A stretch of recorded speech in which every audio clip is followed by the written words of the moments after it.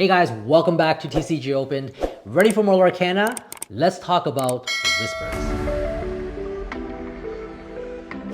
Alright, so Whispers in the Well is Lorcana's set 10, which is scheduled to be released November 7th at your local gaming store and November 14th to the general public like Best Buy, Target, Walmart, and so forth. Today, I want to dive a little bit deeper about this set and preview some of the things that we already know about the set and as more as it becomes available. So first, let's talk about the background. Where are we in the story? So Whispers comes partially after Reign of Jafar, which is set 8. The Illumineers have discovered there's an inkwell cavern lying beneath the Great Illuminary. And inside this cavern, there are Whisper Glimmers. They are basically alternate versions of your beloved heroes and villains, but they're not full and complete. They're kind of floating around and they are coming out of these torn lore pages. It's up to the Illumineers to figure out what is going on. So now that we have kind of a background, what about new characters? Who is showing up in Whispers in the Well? So the major new franchise that is coming to Whispers in the Well is the Gargoyles. They are a 90s classic cartoon that talks about the ancient gargoyles who were placed under a curse, and that curse causes them to turn to stone during the day and allow them to roam free during the night. Fast forward all the way to modern Brooklyn, I believe. They are paired up with Elisa, which is a police detective, to solve crimes and solve mysteries that happen throughout the series. Now, there is an overarching story for them to figure out why they got cursed, who cursed them, and how to break this curse. Now, another franchise that is entering into Whispers in the Well is the Black Cauldron. Now, I'm not really familiar with the Black Cauldron story. I know that there is something called the Horned King, which is going to be making an appearance. All right, next, let's talk about the mechanics. Everyone loves mechanics. There was no new mechanics in Fabled.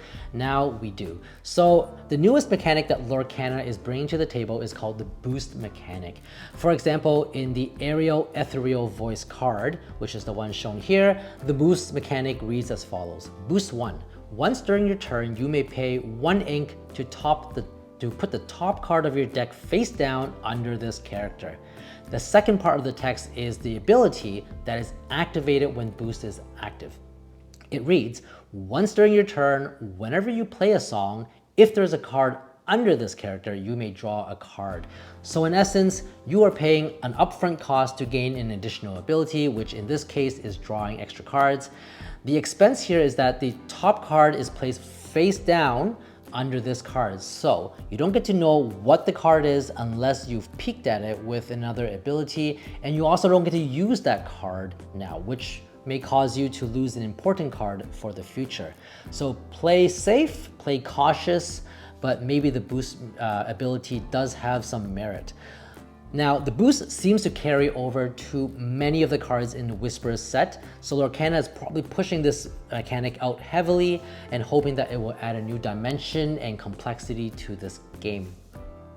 Now, let's talk about what cards have been revealed so far. Typically, about a month before the release, Lorcana begins to have events which they start showing some of the new cards to kind of drum up some hype for it.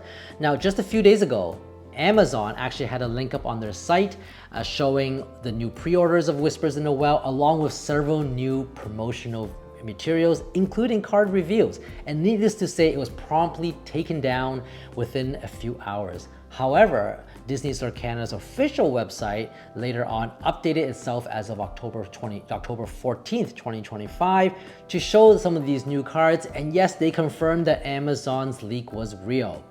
They even linked back to Amazon, back to their product sale pages. So you can actually take a look at that now. In the set, we're still gonna have 8 different rarities, including the uncommons, commons, rares, super rares, legendaries, epics, enchanted, and finally the iconics. And what a surprise, the iconics were revealed so quickly, and they are none other than Ariel and Hades.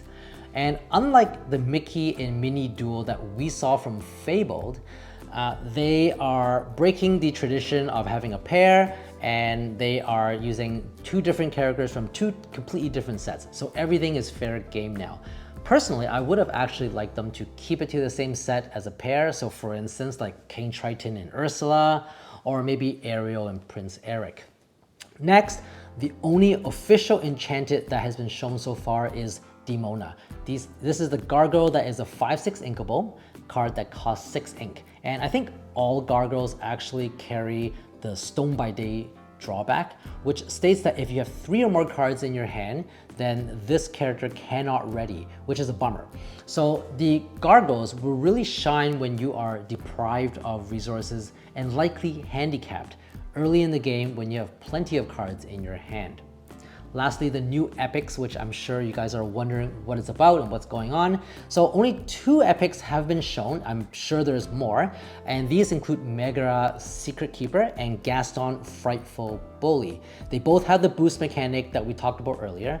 And one thing to note is that both the rare version of Megara and the epic version of Megara have the same art style. Just the foiling on it looks a little bit different, and it follows the same footsteps as Fabled.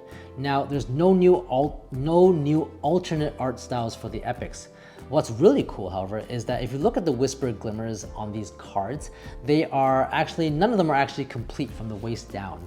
They kind of have these little lines or mysteriously vanishing lines that make up their bottom half, and this adds to the mystery, and hopefully in this set, we'll find out the truth about the Whispers and where they're all coming from. From Lorcana's official website, the remaining cards that have been revealed, and every day there are new reviews now, Judy Hopps, Nick Wilde, Simba, Daisy Duck, Jasmine, Soothing Princess, and finally Robin Hood the Archer. Most of them come equipped with the boost feature, so hopefully you get to practice it and get good at it. Before I go, I also wanted to quickly touch over some of the release details. This set will come with a couple of items: the booster box, the 2 single player decks or the starter decks, as well as the Illuminator's Trove. There's no gift sets have been announced, which kind of sucks, but that's okay. And as a bonus, those who pre-order the booster box, it is going to be a buy a box promo with the Scar Eerily Prepared card, which looks amazing and the artwork is stunning. And finally, for set champs, which are part of every set, will feature Daisy Duck Paranormal Investigator as the prize card.